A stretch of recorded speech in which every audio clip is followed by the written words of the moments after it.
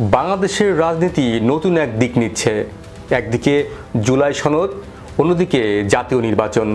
কিন্তু প্রশ্ন হচ্ছে, জাতীয় নির্বাচন কি সত্যি ফেব্রুয়ারিতে হবে, নাকি গণভোটের নামে নতুন এক রাজনৈতিক কৌশল ঢেকে দিচ্ছে সেই সময়সীমা?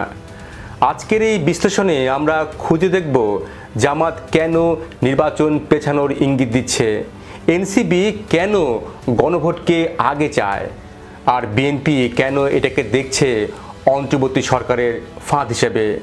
শেষে জানব ডক্টর মোহাম্মদ ইউনূস কি সত্যি রাজনৈতিক প্রতিশ্রুতি ভাঙছেন।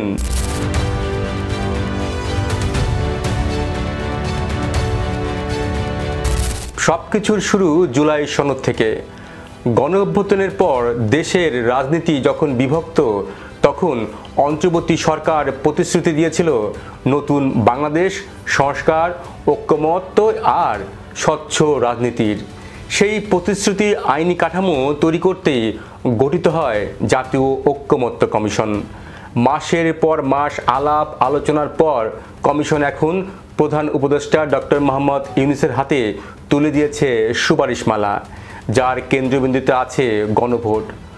গণভোটের মাধ্যমে জনগণ নাকি অনুমোদন দেবে এই জুলাই সনদকে, অর্থাৎ সংস্কার কাঠামো, সংবিধান সংশোধন, প্রশাসনিক পরিবর্তন সব কিছুই এখন নির্ভর করছে এক গণভোটের ওপর।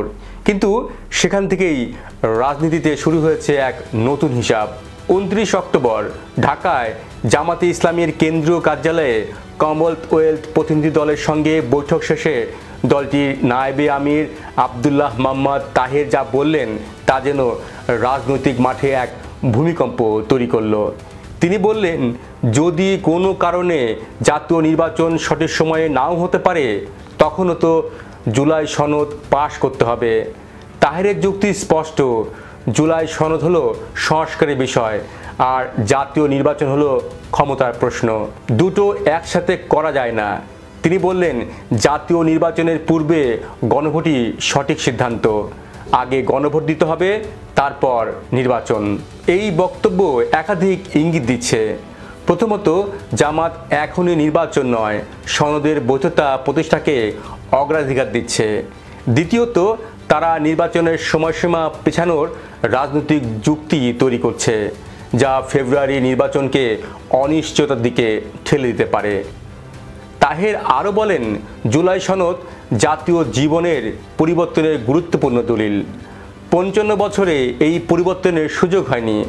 অর্থাৎ জামাত চায় আগে জনগণের মাধ্যমে সংস্কারের বৈধতা পাক সরকার, তারপর নির্বাচনের মাধ্যমে ক্ষমতার লড়াই হোক।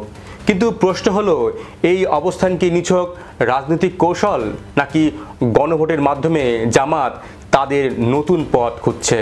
জামাতের পরপরই জাতীয় নাগরিক পার্টি এনসিপি তাদের অবস্থান স্পষ্ট করল।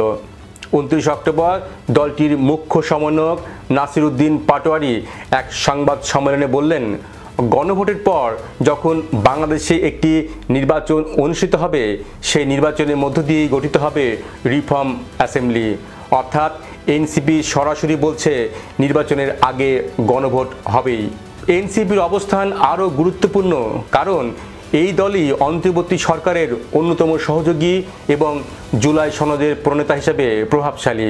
নাসির উদ্দিন বলেন, জুলাই সনদ স্রেফ রাজনৈতিক সমঝোতার দলিল নয়, এর আইনি ভিত্তি থাকতে হবে।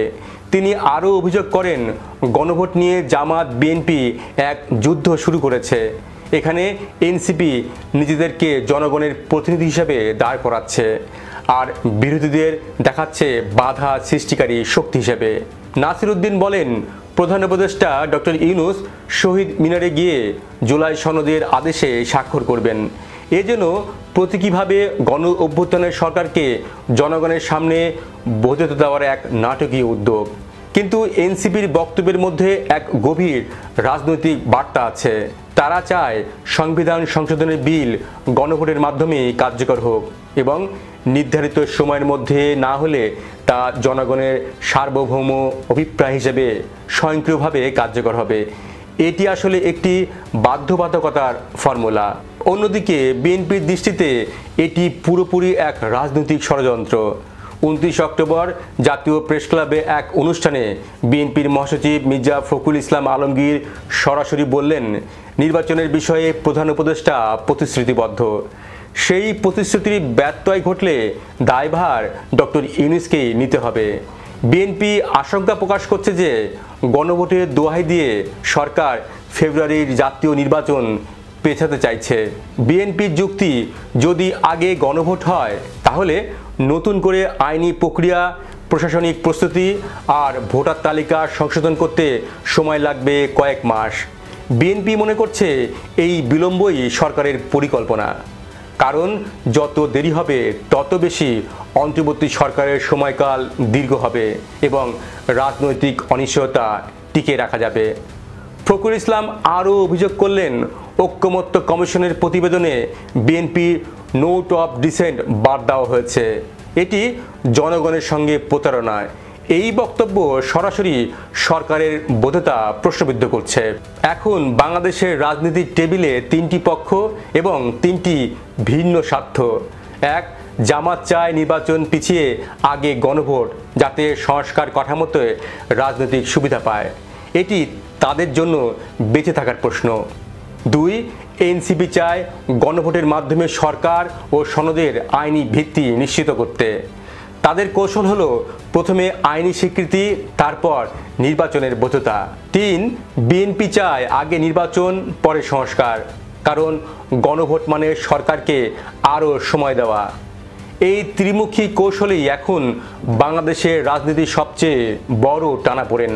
অন্তর্বর্তী সরকারের ঘোষণা মতে জাতীয় নির্বাচন হওয়ার কথা আগামী ফেব্রুয়ারিতে, কিন্তু বাস্তবতা বলছে গণভোট আয়োজনের জন্য সময় লাগতে পারে কমপক্ষে 60 থেকে 90 দিন। এর মধ্যে ভোটার তালিকা হালনাগাদ, প্রস্তাবিত বিল তৈরি, গণপ্রচার সবকিছুই সময় সাপেক্ষ। আর যদি গণভোট হয় নভেম্বরে বা ডিসেম্বরে, তার ফলাফল কার্যকর হতে আরও কয়েক সপ্তাহ লাগবে। অর্থাৎ ফেব্রুয়ারিতে নির্বাচন আয়োজন করা তখন প্রায় অসম্ভব। আর ফেব্রুয়ারিতে নির্বাচন না হলে রমজান মাস, ঈদুল ফিতর, স্কুলের পরীক্ষা, ঈদুল আজহা এবং বন্যার কারণে নভেম্বর ডিসেম্বরের আগে নির্বাচন করা আরও অসম্ভব হয়ে যাবে। বিএনপির ভয় এখানেই, যদি সরকার বলে আইনি প্রস্তুতি শেষ হয়নি, তাহলে নির্বাচন আবার পিছিয়ে যাবে। আর শেষ সময় পর্যন্ত অন্তর্বর্তী সরকারই থেকে যাবে ক্ষমতায়, যার ফলে রাজনৈতিক ভারসাম্য সম্পূর্ণ পাল্টে যাবে। এখন প্রশ্ন, এটি কি সত্যি সংস্কারের পথ, নাকি নির্বাচন বিলম্বিত করার একটি পরিকল্পিত কৌশল?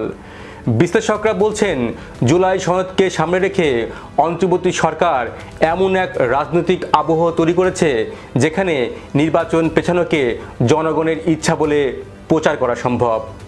গণভোট যদি হয় তাহলে সেটা গণতান্ত্রিক পদক্ষেপ হিসেবে উপস্থাপন করা যাবে, যদিও এর পেছনে উদ্দেশ্য হতে পারে রাজনৈতিক সময় কেনা।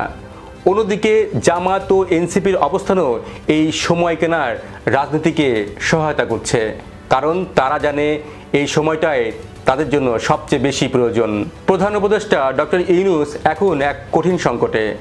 একদিকে ঐকমত্য কমিশনের সুপারিশে গণভোটের আইনি বাধ্যবাধকতা তৈরি হচ্ছে, অন্যদিকে বিএনপি চাপ দিচ্ছে প্রতিশ্রুত সময়ের মধ্যে নির্বাচন আয়োজনের। যদি তিনি গণভোটে সম্মতি দেন তাহলে তারা বলবে নির্বাচন বিলম্বিত করছেন, আর যদি গণভোট স্থগিত করেন তাহলে জামাত এনসিপি বলবে তিনি সংস্কার প্রতিশ্রুতি ভঙ্গ করেছেন। অর্থাৎ ডক্টর ইউনূস এখন এক দ্বিমুখী চাপের মধ্যে। একটি ভুল পদক্ষেপ তার নেতৃত্বের বিশ্বাসযোগ্যতাকেই প্রশ্নবিদ্ধ করতে পারে। যদি গণভোট বিলম্বিত হয়, আইনি কাঠামো তৈরির অজুহাতে সরকার সময় নেয়, তাহলে নির্বাচন ফেব্রুয়ারিতে নাও হতে পারে। আর যদি রাজনৈতিক অস্থিরতা বাড়ে, বিএনপি রাস্তায় নামে, তখন অস্থিতিশীলতার কারণে নির্বাচন স্থগিত করা হতে পারে। বর্তমানে সবচেয়ে সম্ভাব্য কারণ হলো দ্বিতীয়টি, অর্থাৎ ফেব্রুয়ারি নির্বাচন আর নির্ধারিত সময়ের মধ্যে না হওয়ার আশঙ্কাই বেশি। বাংলাদেশের রাজনীতি সবসময় চমকের। এখানে প্রতিটি সিদ্ধান্তের পেছনে থাকে একাধিক অর্থ। গণভোট এখন সেই নতুন রাজনৈতিক কোডওয়ার্ড। জামাত চায় বর্তমান সরকারের সময়টা আরও দীর্ঘ হোক, এনসিপি চায় সংস্কারের স্বীকৃতি, আর বিএনপি চায় দ্রুত নির্বাচন। কিন্তু সবশেষে সিদ্ধান্ত ডক্টর ইউনূসের হাতে। তিনি কি প্রতিশ্রুতি রাখবেন নাকি সময়ের দাবিতে নতুন কিছু ঘোষণা করবেন? একদিকে সংস্কার, অন্যদিকে নির্বাচন, দুটোর ভারসাম্য রক্ষা করাই এখন বাংলাদেশের সবচেয়ে বড় রাজনৈতিক চ্যালেঞ্জ। আর যদি সত্যি ফেব্রুয়ারিতে নির্বাচন না হয়, তাহলে বাংলাদেশের রাজনীতি হয়তো ঢুকবে এক নতুন অজানা অধ্যায়ে।